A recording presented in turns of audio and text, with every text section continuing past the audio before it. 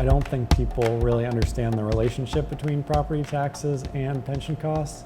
The pension costs have been ballooning like crazy. They've been doubling every 2 years, basically, this decade. So if you talk about any type of cost that's doubling every 2 years, it's really hard to keep up with that in a lot of ways. And so school districts have sort of had to be creative about how they deal with those rising costs. What the story found was that school districts have been dealing with these increasing pension costs and have dealt with them in a variety of ways. Some have had to raise property taxes every year.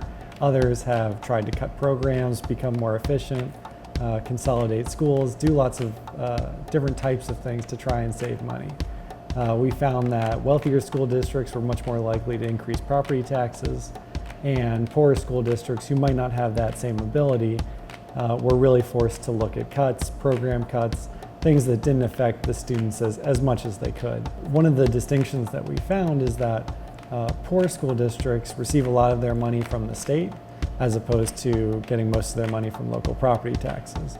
So the problem with that, one, is the state budget has been quite a difficult process the last couple years. And it doesn't allow those poor school districts the flexibility to raise property taxes to cover rising costs. So they're just sort of at the mercy of whatever the legislature gives them.